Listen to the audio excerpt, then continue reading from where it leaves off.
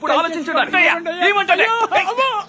నేను సార్ ఎవరు సార్ మీరు నేను ఎవరో తెలుసా ముందు చేయండి సార్ ఆ పేపర్ తీరా ముఖ్యమైన హెడ్లైన్స్ అన్నిటినీ చదవరా. స్విస్ బ్యాంక్ లో భారతీయులు దాచిపెట్టిన 90,000 కోట్ల నల్ల డబ్బుని బయటికి లాగుతానని ప్రధాని హామీ.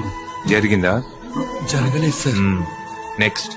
బ్యాంకు రుణాలను ప్రభుత్వం మాఫీ చెయ్యనందువల్ల మొరవినే నాదుడు లేక రైతులు పురుగుల మందు తాగి ఆత్మహత్య. అనాథలైన అన్నదాతలు. జరుగుతోందిగా సార్ ఇది అన్ని చోట్ల జరుగుతోంది. నువ్వు మగాడివైతే నీకు దమ్ము ధైర్యం ఉంటే ఇప్పుడు ఆ పెద్దాయన దగ్గర చూపించవే అదే కోపాన్ని కసిని ఇందులో రాసున్న ఏదో ఒక విషయం మీద చూపించగలవా?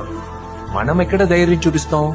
చెప్పులు కుట్టేవాడు ఓ 5 రూపాయలు ఎక్స్ట్రా ఇమ్మంటాడు, మన ధైర్యాన్ని వాడి దగ్గర చూపిస్తాం. సెప్టిక్ ట్యాంక్ క్లీన్ చేసేవాడు ఓ 50 రూపాయలు ఎక్కువ ఇమ్మంటాడు, అక్కడ మనకి కోపం వస్తుంది కదా. 50 ఏళ్లు దాటిన పెద్దాయన 24 గంటలు ఏటీఎంలో సెక్యూరిటీగా ఉంటున్నాడు.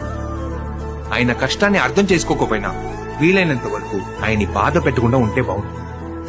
మనం ఎక్కడ ఆవేశపడాలో అక్కడ ఆలోచిస్తున్నాం, మనం ఎక్కడ ఆలోచించాలో అక్కడ అనవసరంగా ఆవేశపడుతున్నాం.